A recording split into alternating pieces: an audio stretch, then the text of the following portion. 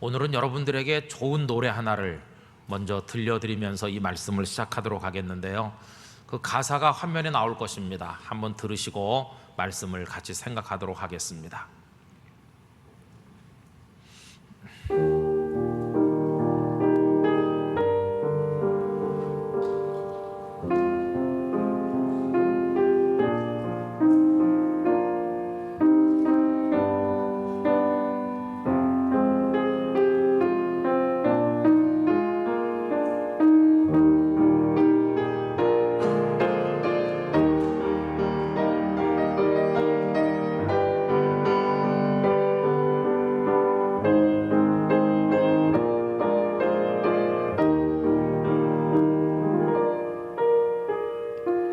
가을에는 기도하게 하소서.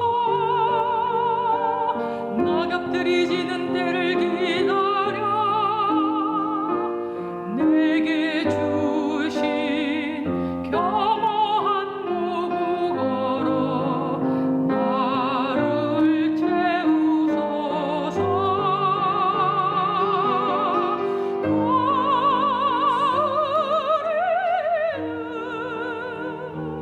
사랑하게 하소서. 오직 한 사람을 택하게 하소서.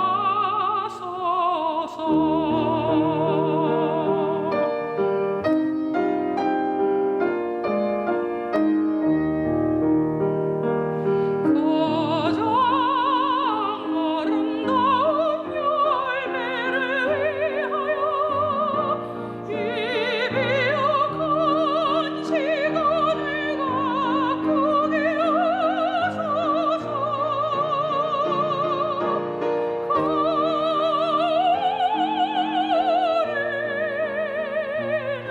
가을에는 홀로 있게 하소서. 나의 영혼 구비치는 바다와 외곽의 골짜기를 지나 마른 나머지와의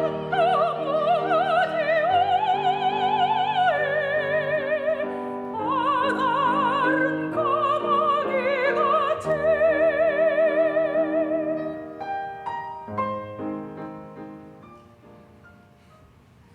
여러분들 가을 여행을 먼저 하셨네요. 단풍 속으로 들어갔다 나오셨습니다.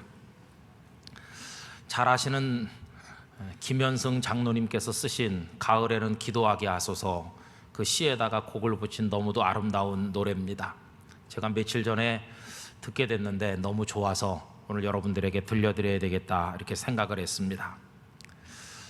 여러분, 사람들은 이 가을을 사색의 계절이라고 말합니다. 아닌 게 아니라 조금 사람마다 우수에 젖게 되는 계절이 가을이죠. 아침 저녁으로 조금 더 있으면 이젠 옷깃을 여며야 될 만큼 쌀쌀한 바람이 불어오게 될 것입니다.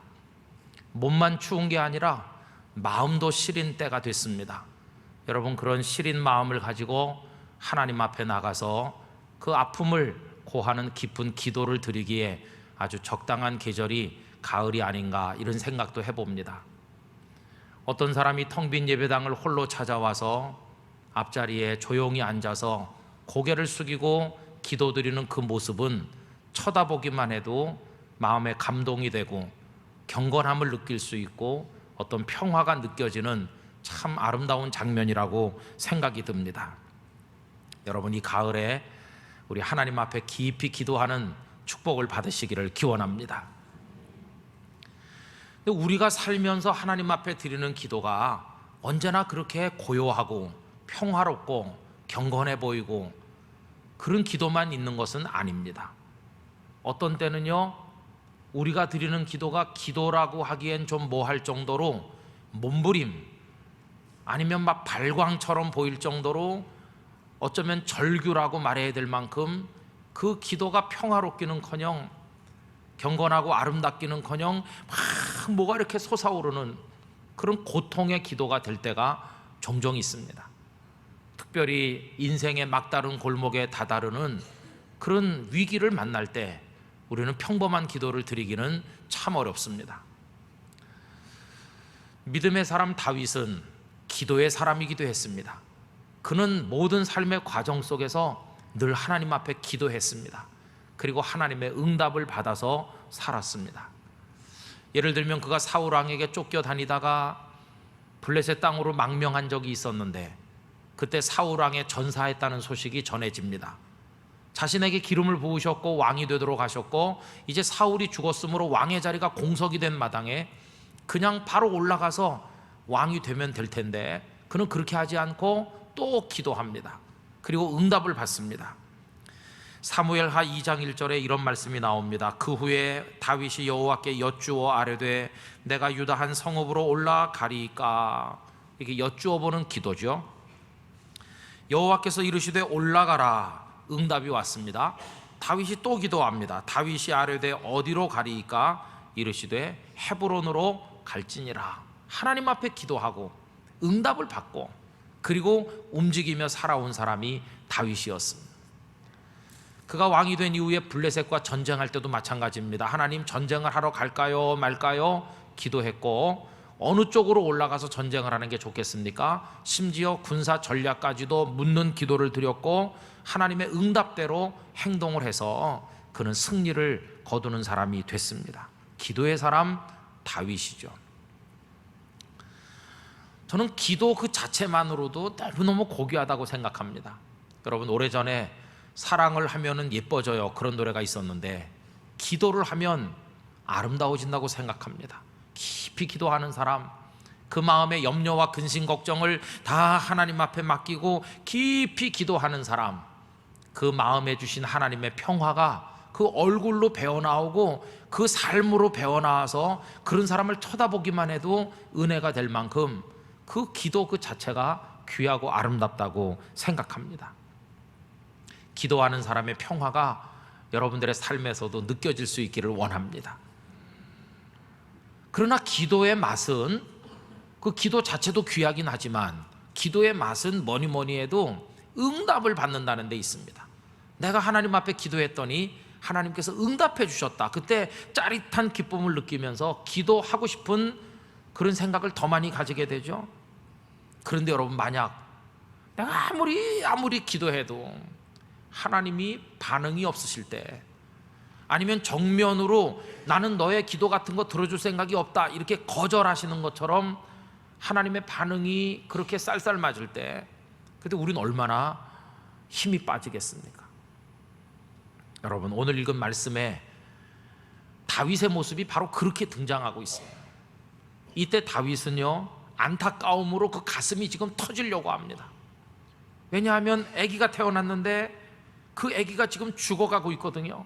하나님 앞에 막 매달려서 지금 기도하는 중인데 하나님께서 그의 기도를 거절하셨다는 겁니다. 나는 평생 하나님 앞에 기도했다. 그리고 하나님이 응답하셨고 그 응답대로 살았다. 그런데 하나님 지금 이 순간에 내 기도를 들은 척도 하지 않으시고 거절하시는구나. 이때 다윗은 정말 힘들었습니다. 다 자신이 자초한 것입니다. 여러분들이 잘 아시는 것처럼 다윗이 밧세바라는 여인과 같이 불륜한 관계를 맺는 죄를 저질렀죠. 그의 나라가 강성하고 이제 부하 장군들이 다 전선에 나가 있는데 혼자 궁궐에 있다가 밧세바를 보게 됐습니다. 그리고 밧세바에게 충동을 느꼈습니다. 정념의 불꽃이 타오르면서 밧세바를 유혹했는데 누구의 명이라고 거절하겠습니까? 밧세바가 궁궐에 왔고 두 사람이 죄를 짓게 된 것이죠. 그리고 여인을 돌려보냈습니다. 얼마 후에 그 여인이 궁궐로 기별을 하기를, 왕이시여 큰일 났습니다. 제가 그만 임신을 했습니다. 그때 그의 남편 우리아는 아주 충성스러운 장군으로 지금 전선에 나가서 싸우고 있는 중인데, 남편 없는 여자가 지금 배가 불러오면 모든 일이 다 드러나게 될 것이고, 이걸 어떡하나. 다윗이 간이 철렁 내려앉았습니다. 덮어야지, 은폐해야지. 그래서 우리아 장군을 불러들였습니다. 그동안 수고했으니까 특별 휴가를 준다. 이래가지고는 집에 가서 아내를 사랑해주고 푹 쉬라고. 남편 다녀간 다음에 배가 부르면 사람들은 다 우리아의 아기를 가진 줄 알 거 아니겠습니까? 그런데 우리아는요, 너무너무 충실한 사람이었어요. 내 동료들과 내 부하들이 저 찬설이 맞으면서 저기서 지금 잠들고 있는데 나 그럴 수 없다고, 나 혼자 집에 가서 편히 쉴 수 없다. 그냥 막사에서 계속 있다가 다시 돌아가게 된 겁니다. 은폐하고자 하는 기도도 실패로 돌아가게 됐을 때 다윗은 더 악한 생각을 하게 됩니다. 여러분, 죄는 죄를 낳고 작은 죄는 더 큰 죄를 가져오는 것이, 죽여야 되겠다. 그래 결국은 가장 치열한 전쟁터 최전선에 우리아를 내세웠고 결국 적의 칼에 그가 죽게 되니 얼마나 악합니까? 결국은 다윗이 직접 칼을 휘두르지만 않았을 뿐이지 우리아 장군을 죽인 겁니다. 이제는 남편도 죽었겠다. 거칠 것도 없게 되자 이 밧세바를 궁궐로 데려왔습니다. 아무도 모르는 것 같은 완전 범죄가 이루어졌습니다. 그러나 여러분, 누가 알고 계실까요? 하나님이 다 보고 계셨습니다. 하나님께서 진노하셨습니다. 그리고 선지자 나단을 보내서 그에게 무서운 진노를 말씀하셨습니다. 얼마나 책망하셨는지. 하나님의 칼이 그의 집에 떠나지 않을 것이라고 다윗에게 경고하셨습니다.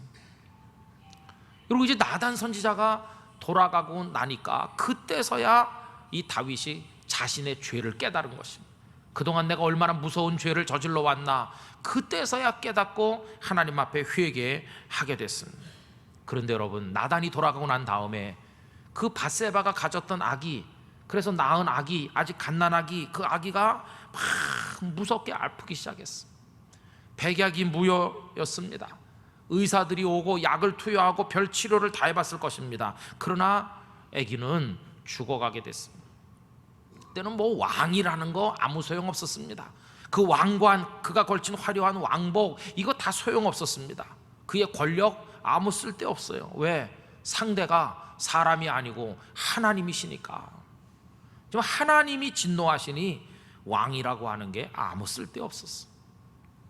그는 하나님 앞에 어쩔 수 없이 매달릴 수밖에 없었습니다. 이건 뭐 땅을 좀 뺏었다 뺏겼다 하는 그런 문제가 아니고 생명이 왔다 갔다 하는 그런 문제였습니다. 의지할 사람이 아무도 없어요. 신하들이 그렇게 많건만 한 사람도 도움되는 사람 없습니다. 다윗 자기가 저지른 문제고 자기를 향한 진노고 다윗 자신이 해결하지 않으면 안 될 문제였어요. 다른 사람은 다 제3자였어요.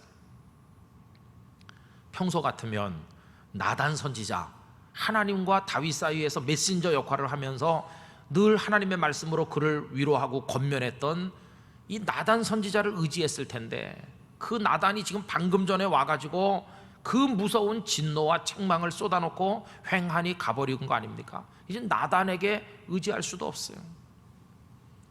그 궁궐 안에 수많은 사람들이 있었지만 한 사람도 그에게 도움되지 않는, 하나님 앞에 홀로선 고독한 존재로 벌벌 떨 수밖에 없는 상황에 그가 내몰리게 된 것입니다. 여러분, 우리도 살다 보면요, 주변 사람이 아무 도움이 안 되는 그런 때를 맞이할 때가 있습니다. 막다른 골목에 도달하는 것이죠. 이때 다윗이 바라볼 수 있는 분, 하나님밖에 없었습니다. 하나님이 나에게 진노하셨지만 혹시라도 조금이라도 자비를 남겨두신다면, 내가 부르짖어서 요만큼이라도 하나님께서 불쌍히 여겨주신다면 살아날 길이 있지 않을까, 이렇게 생각하면서 하나님 앞에 엎드리는데, 어떤 모습으로 그가 엎드렸는지 여러분 16절 17절 우리 두 절을 다 같이 한번 읽어보겠습니다. 다윗이 그 아이를 위하여 하나님께 간구하되 다윗이 금식하고 안에 들어가서 밤새도록 땅에 엎드렸으니 그 집에 늙은 자들이 그 곁에 서서 다윗을 땅에서 일으키려 하되 왕이 듣지 아니하고 그들과 더불어 먹지도 아니하더라. 곡기도 끊었어요. 먹지도 않고 밤에 자지도 않고 다 벗어 던지고 엎드렸어요. 얼굴을 땅바닥에 대고 왕이 노예처럼 엎드려가지고 밤새 하나님 앞에, 무슨 평화로운 소녀의 기도가 아닙니다. 넘어가는 태양에 물든 석양을 보면서 경건히 조용히 묵상하는 그런 기도가 아닙니다. 이 기도는 막 절규고 그냥 목숨을 건 기도고, 그런 기도를 다윗이 하나님 앞에 드렸다 하는 겁니다. 여러분, 우리 평온하게 살기를 원하지만요, 살다 보면 이런 기도를 드리지 않으면 안 될 때가 있습니다. 다 쏟아붓는, 내 오장육부를 다 쏟아붓는 것 같이 여기서 내가 죽더라도 그냥 기도를 하다 죽겠다는 각오를 가지고 매달려야 될 그런 때가 찾아온다는 것입니다. 여러분, 그때 하나님 앞에 그렇게 나가실 수 있게 되기를 부탁드립니다. 간절한 마음. 우리가 가진 신앙의 치명적인 문제들이 여러 가지 있는 중에 한 가지는요, 우리가 다 형식화되어 있다는 겁니다. 예배, 주일이니까 그냥 오는 거지. 예배도 형식화되어 있고, 설교 듣는 것도 형식화되어 있고, 집에서 말씀 읽지만 그저 하루에 몇 장 형식적으로 읽을 때가 많고, 이 형식화라는 병에 걸려 있는 사람 너무너무 많습니다. 여러분, 오늘 어떤 마음으로 오셨나요? 저희 아버님은 이제 모태신앙이시고 지금 97세니까 평생 얼마나 많은 목사님 만났겠습니까? 얼마나 많은 설교를 들었겠습니까? 얼마나 많은 부흥에 참석하셨겠습니까? 그 뭐 헤아릴 수도 없을 정도로 설교를 많이 들으셨겠죠. 그래서 제가 여쭤봤습니다. 한 1, 2년 전에 아버지가 평생 들은 그 많은 설교, 그 훌륭한 목사님들 많이 만나셨다는데 어떤 설교가 지금까지 가장 은혜가 되고 감동적인 설교라고 생각되십니까? 이렇게 여쭤봤습니다. 마음 한구석에서 네가 하는 설교가 최고다 이러기를 기대하는 마음으로 근데 꽝이었습니다. 저는요, 우리 아버님이 한참 생각하실 줄 알았습니다. 왜냐하면 유명한 목사님들도 많이 만났고, 뭐 영락교회 한경직 목사님 그 교회도 다니셨고 하니까 글쎄 생각 좀 해봐야 되겠는데 그러실 줄 알았거든요. 그거 아니었습니다. 어떤 설교가 지금까지 제일 감동되고 은혜되는 설교였습니까? 그러니까 단번에 대답이 나왔습니다. 이용도 목사님의 설교였었다. 어제 좀 놀랐습니다. 충격을 받았습니다. 이용도 목사님은 1901년에 나서 1933년에 돌아가신, 예수님처럼 딱 33년밖에 못 살고 마지막에 폐병이 심하고 해서 막 피를 토하다 돌아가신 감리교 목사님이시거든요. 그 영성의 특징이 좀 지나치게 신비주의화돼 있어 그 마지막에 이단으로 낙인 찍히기도 하고 그랬습니다. 몇 해 전에 우리 교단에서 그분을 재평가하고 이젠 그 이용도 목사님을 우리가 다시 배워야 된다고 여러 교회에서 그분을 다시 연구하기 시작했죠.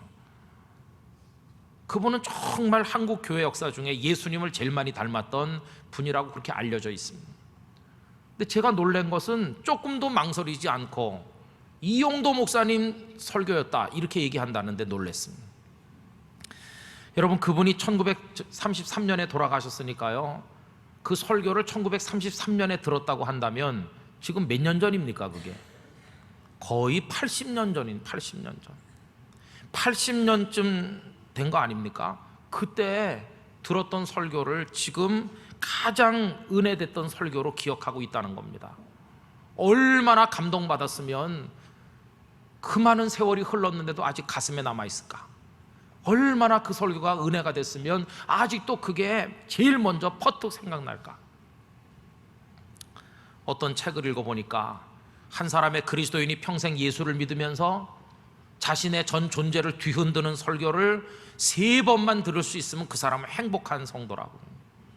여러분, 얼마나 많은 설교를 들으십니까? 그죠? 그 중에서 내 존재를 흔들고 정말 뜨거운 눈물로 회개하게 만들고, 그리고 내가 새 사람 되어 하나님 앞에 살도록 나를 뒤바꿔주는 그런 설교 3번만 들으면 행복하다고 하는데, 여러분, 이 얘기는요, 뒤집어 말하면 40년 50년 교회 다니다가 가도 그런 설교를 한 번도 못 듣는 사람도 많다, 그런 뜻이에요.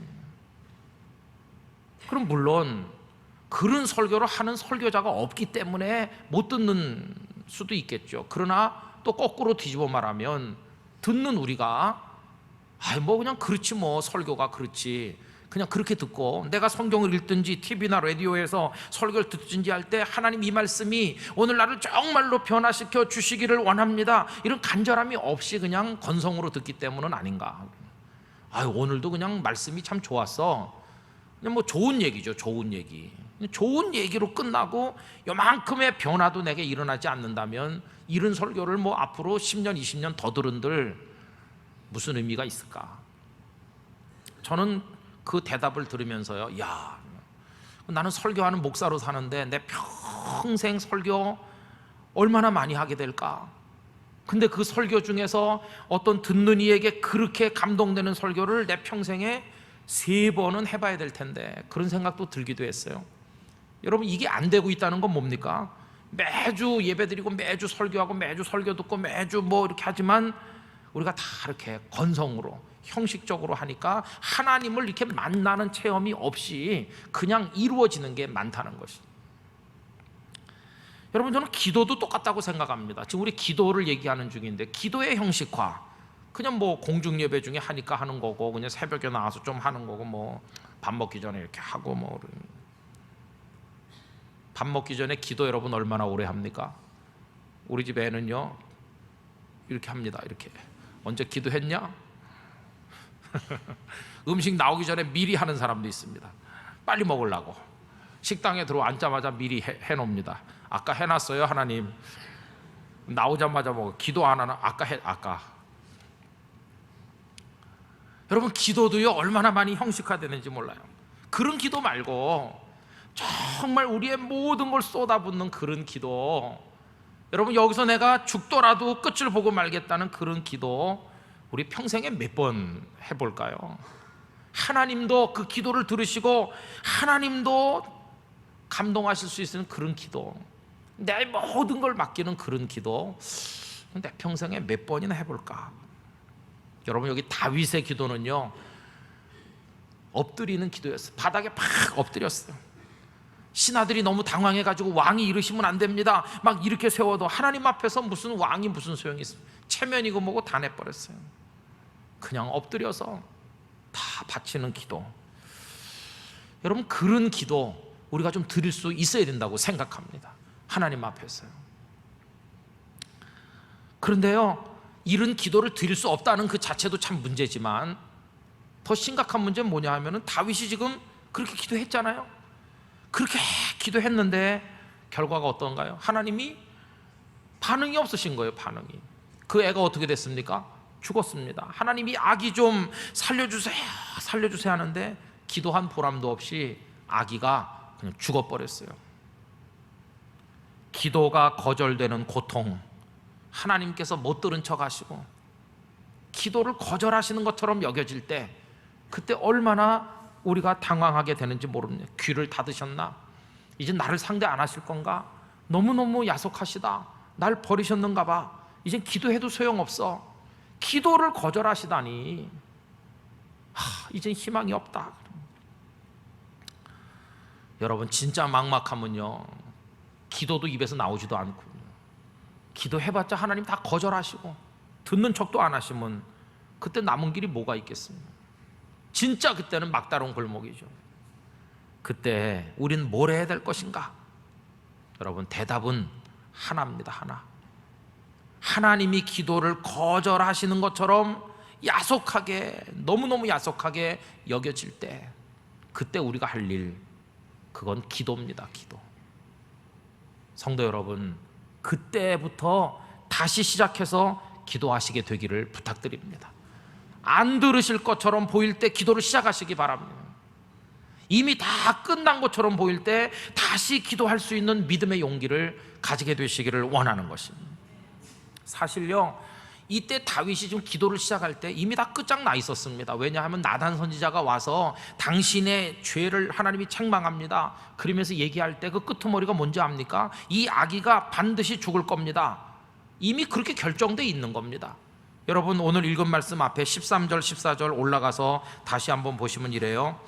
다윗이 나단에게 이르되 내가 여호와께 죄를 범하였노라 이렇게 회개하니까 나단이 다윗에게 말하되 여호와께서도 당신의 죄를 사하셨나니 당신이 죽지 아니하려니와, 하나님이 당신을 용서하신다. 왜? 회개하니까. 그러나 그 당신의 죄값은 치러야 된다는 겁니다. 이 일로 말미암아 여호와의 원수가 크게 비방할 거리를 얻게 하였으니, 그 다음에 뭐라고 그랬습니까? 당신이 낳은 아이가 반드시 죽으리다. 이 애는 죽어요. 이렇게. 그리고 이미 결론 나 있잖아요. 죽는다고. 그럼 기도하면 뭐합니까? 이미 죽는 걸로 결론 나 있는데. 근데 중요한 게 이겁니다. 이미 이 아이가 죽는다고 결정돼 있다 할지라도 나는 기도를 시작하겠다는 겁니다. 여러분, 이게 중요한 것이에요. 안 될 줄 알면서 매달리는 기도, 하나님이 거절하기로 결정하신 걸 알면서 엎드릴 수 있는 그 기도, 이게 정말 피눈물 나는 기도입니다.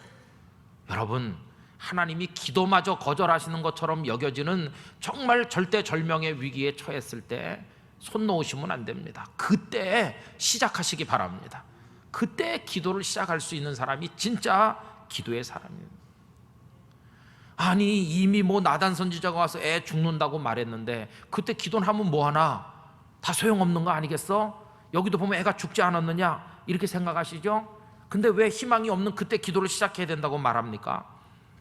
그 이유는요, 하나님께는 기도의 거절이 없기 때문에 그렇습니다. 거절인 듯이 보일 뿐이지 하나님은 우리의 기도를 거절하는 법이 없으십니다. 우리가 볼 때는 거절이신 것 같아요. 그러나 사실은 거절이 아니라 변형된 아름다운 축복의 응답을 우리에게 주신다는 것입니다. 변형된 응답을 우리에게 주시는 거예요. 어떻게 응답이 왔습니까? 첫째, 그 불륜하게 맺어진 그 여자 밧세바를요, 다윗의 아내로 하나님이 인정해 주시는 위로를 베푸셨어요. 오늘 읽은 본문 15절을 보시면 이렇게 되어 있죠. 밧세바를 뭐라고 표현하고 있습니까? 우리아의 아내. 다윗의 아내가 아닙니다. 이건 남의 여자입니다. 그죠? 우리아의 아내가 다윗에게 낳은 아이. 이게 참 이상한 말입니다. 옆집 여자가 내게 낳아준 아들. 꼭 그런 식입니다. 이게 말도 안 되는 거예요. 우리아의 아내는 우리아에게 아이를 낳아야 되고 다윗의 아내가 다윗에게 애를 낳아야지. 이건 불륜이, 하나님이 인정 안 하는 것이죠. 그런데요, 그가 눈물로 엎드리고 회개하고 난 다음에 24절에 보면 말씀의 표현이 바뀌고 있어요. 뭐라고 되어 있냐? 다윗이 그의 아내 밧세바를 위로한다, 이렇게 나오죠. 하나님께서 성경을 기록하시면서 다윗의 그의 아내, 이제는 우리아의 아내 아니고 이젠 다윗의 아내로 내가 봐주기로 했다, 이게 위로하시는 것이, 회개했다고. 근데 두 번째 응답은 뭐냐 하면은 이 밧세바가 아들을 또 낳은 겁니다. 여러분 24절 25절 다 같이 읽어봅시다. 다윗이 그의 아내 밧세바를 위로하고 그에게 들어가 그와 동침하였더니 그가 아들을 낳음에 그의 이름을 솔로몬이라 하니라. 여호와께서 그를 사랑하사 선지자 나단을 보내 그의 이름을 여디디아라 하시니 이는 여호와께서 사랑하셨기 때문이더라. 아멘. 그 첫 아기는 죽었는데 밧세바가 두 번째 아기를 낳게 해주신 거, 이게 하나님의 변형된 응답이었어요. 세 번째 응답은 뭐냐? 여러분, 이 두 번째로 태어난 아기 이름을 하나님이 나단을 보내 뭐라고 붙여주셨나요? 여디디야. 뜻이 뭡니까? 여호와께서 사랑하신다. 첫 아기는 그 부모의 죄로 인해서 하나님 앞에 먼저 데려감을 받았어. 그러나 두 번째 아기는 하나님이 사랑하셨어요. 여디디아라고. 그 솔로몬 얼마나 하나님의 복을 받았고 성전을 지어 하나님 앞에 올려드리는 영광을 얻지 않았습니까? 여러분, 분명히 하나님이 기도를 거절하셨죠? 그런데 거절된 게 아니고 그가 원하는 대답은 아니었지만은 더 크고 놀라운 다른 응답으로 변형되어 그에게 주어졌다는 것이, 그러니까 끝장난 것처럼 보일 때 기도해야 될 이유가 바로 거기 있다는 것이. 여러분, 다윗이 그 아기를 살려달라고 기도했는데요, 그러면 다윗이 아기를 살려주세요 기도했지, 이 밧세바라는 여인을 저의 아내로 인정해 주세요 라든가, 아니면 밧세바가 또 다른 아기를 낳게 해 주세요 라든가, 그 아기를 하나님이 특별히 사랑해 주시기 바랍니다, 그런 기도를 한 적이 있습니까? 없습니까? 없습니다. 체면이 있지 무슨 염치가 없어갖고 그런 기도 못하죠. 그냥 아기가 죽었다고 하니까 그땐 일어났어요. 이제 죽었구나. 그런데 이 아기를 살려주세요라는 기도는 거절된 것처럼 보였는데 없어진 게 아니라 그 기도를 하늘나라 창고에 쌓아놓으시고 하나님은 때가 됐을 때 그 기도의 내용을 바꾸시고 변형하셔서 다윗 자신도 기대하지 못한 축복으로 그에게 갚아주셨다는 것입니다. 여러분, 그러므로 기도의 거절은 없습니다. 단지 변형돼서 나타날 따름입니다. 기도는 없어지지 않습니다. 내가 원하는 식의 응답은 아닐지라도 반드시 하나님은 다른 방식으로 더 크고 놀라운 것으로 우리에게 응답해 주실 것입니다. 그러므로 기도가 거절되는 것처럼 보일 때 여러분은 기도를 시작하시기를 바랍니다. 아직 끝난 게 아닙니다. 기도할 수 있다는 것 자체가 다시 시작해야 될 때라는 것을 여러분 기억하시기를 바라는 것입니다. 다윗, 나 너 좋아해. 근데 넌 나쁜 놈이야. 어떻게 이런 짓을 할 수 있냐? 내가 너를 괘씸하게 생각한다. 그래서 이 아기는 내가 데려간다. 너 기도해봤자 소용없어. 그렇지만 네가 나에게 나왔다는 거, 두 손 들고 항복하는 거, 용서를 비는 거, 그리고 마지막으로 믿을 건 나밖에 없다고 하면서 나와 엎드린 그거, 그 마음까지 내가 무시하지는 않아. 내가 너에게 말할 수 없는 축복을 주겠다. 다른 아들을 주고 내가 그 아이를 사랑해서 나중에 내 성전을 짓게 할 거야. 여러분, 이게 자비로우신 하나님의 응답이었다는 것입니다. 여러분, 끝까지 기도하시기 바랍니다. 계속해서 기도하시기 바랍니다. 이미 안 되는 걸로 결론이 나 있는 것처럼 보일지라도 또 기도하시기를 바랍니다. 여러분들의 기도가 결단코 사라지지 않을 줄로 믿습니다. 아유, 목사님 기도했는데 안 됐어요. 뭐 어쩔 수 없죠. 그리고 몇 달 후에 그런데 하나님이 생각지도 못한 축복을 주셨어요. 이렇게 간증할 수 있는 분들 꼭 되시기를 진심으로 기원합니다. 이 가을에 말이죠, 우리 하나님 앞에 한번 그런 기도를 드리면서, 여러분 전 생애를 통해 하나님 앞에 그런 기도를 드리면서 하나님의 응답 가운데 사시는 여러분 모두가 되시기를 주님의 이름으로 기원합니다. 다 같이 기도하겠습니다. 기도의 제목이 되지 못할 것은 없고, 또 응답되지 못한 기도, 거절되는 기도처럼 보이지만 사실은 변형된 응답이 우리에게 있습니다. 낙심하지 말고 우리 하나님 앞에 믿음으로 기도해야 되겠습니다. 형식적 기도가 아니라 정말 우리의 모든 걸 쏟아놓는 기도의 사람으로 우리 땅끝 교회 교우들이 하나님 앞에 나가게 하여 주시옵소서. 이런 마음으로 우리 통성으로 기도하겠습니다. 할렐루야. 거룩하신 하나님 아버지, 저희들의 예배 생활이며 말씀 생활이며 기도 생활이 형식화되어 있으나마 나은 것으로 전락되지 않게 되기를 원합니다. 하나님 앞에 우리의 전 존재를 드려서 온 몸을 다 바쳐 온 마음을 다해 드리는 기도를 올리게 해주시기를 원합니다. 아버지 하나님이시여, 하나님의 응답은 우리가 원하는 방향으로 나타나지 않을 때도 있지만은 기도를 거절하시는 것이 아니라 사실은 변형된 응답을 축복으로 우리에게 주신다는 거 깨닫게 만들어 주시기를 원합니다. 우리들에게 포기가 없게 해주시기를 합니다. 다 끝난 것처럼 보일 때 기도를 다시 시작할 수 있는 용기를 우리 교우들에게 허락하여 주시기를 원합니다. 그래서 전능하시고 사랑 많으신 하나님의 응답을 받으며 살아가게 만들어 주시옵소서. 아멘. 아버지 하나님, 하나님 앞에서는 거절되는 기도가 없다는 사실을 기억하게 하옵소서. 하나님 앞에 드린 기도는 없어지는 것이 아니라 더 새롭고 아름답게 변형된 축복의 응답으로 다시 돌아온다는 것을 믿게 하여 주시옵소서. 이미 결론이 난 것처럼 절망스러울 때 그때 기도를 시작할 수 있는 용기를 우리 모두에게 허락하여 주시옵소서. 이 가을에 우리의 기도 생활이 회복되게 하여 주시옵소서. 예수님의 이름으로 기도하옵나이다. 아멘.